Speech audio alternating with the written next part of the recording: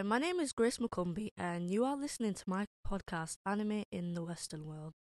Today, I will be discussing the impact that anime has had in Western society and what changes a lot of animes have overgone to appeal to that audience, whether it be the dubbing of an anime or censorship to appeal to young ages. Now then, there are a lot of animes that have become or were immensely popular in the US, and an example of an anime that hit North America by storm would be Dragon Ball Z. So Dragon Ball Z was one of the top rated animes out there and still will be remembered for a long time. And in my opinion, I think it had the potential to be in the old big three.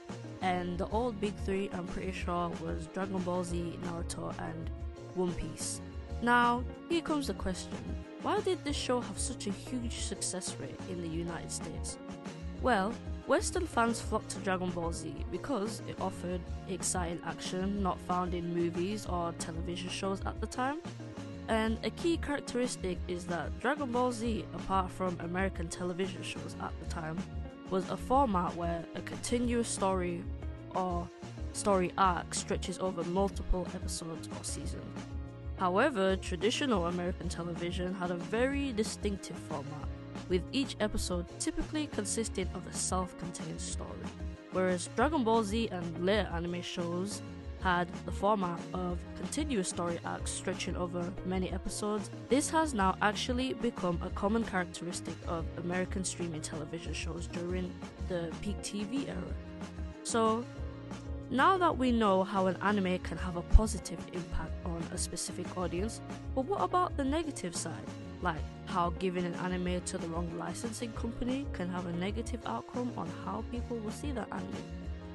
Well, there is one licensing company I will be speaking about, and that is BKids. Now, BKids is an American licensing company and a television program which was targeted to children aged 7 to 11.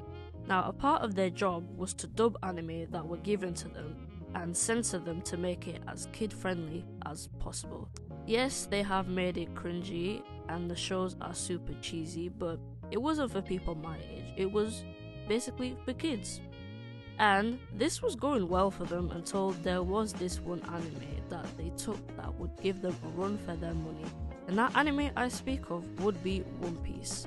The problem with this is that Toei Animation wanted 4Kids to dub One Piece, which, may I add, I'm so happy Funimation took over the dub because the 4Kids one was absolutely terrible. As I was saying, Toei Animation wanted 4Kids to dub One Piece, but here is the catch. They did not watch a single episode or heard of One Piece, and to make matters worse, they didn't even want to dub it in the first place because of the violence that the show had, but Toei Animation forced it on them anyways. Now, you see, out of all the 4Kids dubs, this one had the most censorship affected the dub, and the anime itself. What I mean by it affected the anime is they literally removed entire story arcs regardless of their importance to the plot, which of course caused many plot holes later on. So, to end off on this topic, I have wrote a list of things that 4Kids did to the show and what made their dub so awful, so here it is. So first, we have the cringe-worthy puns and dad jokes. And there's the overuse of pop culture references, which was not needed because kids aren't going to understand that anyways. And unnecessary name changes to things, and I'm going to give examples. So there is one character called Zoro, and his name gets changed to Zolo, and this error also appeared in the manga. And Smoker being called Chaser, well, this one is actually understandable because I know they would not want to promote smoking to kids. And Miss Merry Christmas being called Groundhog Day. Yeah, I don't even know that either.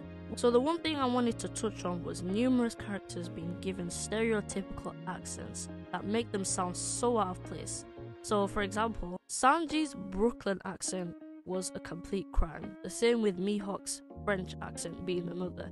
And the biggest offender of all is that the pirates had their dialogue changed to mimic the stereotypical ones from the West, which is understandable because you want to appeal to kids, but at the same time, the dialogue was just poorly written overall and cringeworthy. So in conclusion, One Piece 4Kids was generally considered to be its worst anime dub, as well as one of the worst anime dubs of all time. It also played a role in One Piece not being as popular in North America compared to Europe and Asia, where it had a massive following. In the end, the heavy amount of edits and censorship that 4Kids had to apply to make it suitable for children's television permanently damaged their reputation, and it is what led to their downfall overall. So, this third and last topic is actually the opposite of what I was discussing a second ago. Now, earlier I was talking about anime that had a huge success in Japan but got a bad reputation for some time in the US. But now I'm going to be talking about animes that did horrible in Japan but showed promise in America. And that anime would be none other than Ghost Stories. Now, Ghost Stories was an anime that came out in the early 2000s and is based on books by, I hope I'm pronouncing this right, Toru Tsunemitsu, and produced by Studio... I cannot pronounce that. The anime was produced in Japan on Fuji TV from October 2000 to March 2001 and licensed by the North American market ADV Films. So moving on, Ghost Stories didn't do exactly well in Japan. So when it was handed over to ADV Films, they were basically told they could do whatever they want with the script, except they had to keep the overall plot the same, which is understandable. Now, I've seen compilations of Ghost Stories, and let me just say, it is hilarious. You know, from the pop culture references, which were actually done correct, unlike 4Kids One Piece, and the fourth wall breaking and just the poor lip syncing just made it ridiculous and funny overall. And this really did well in North America because on the 19th of August 2009, at the 2000 Otakon Anime Convention, I hope I'm saying that right again, ADV Films announced a North American DVD release of Ghost Stories for the following October. So, overall, animes can do good in Japan and bad in the States, or they can do bad in Japan and good in the States. Okay, now that I've covered everything that I wanted to discuss, we have now reached the end of this podcast. But before I go, I just want to remind you that anime has had a huge success in the West, and as time goes on, it will just keep growing in numbers. This is Grace McCumbee, and thank you for listening to my podcast, Anime in the Western World. Bye!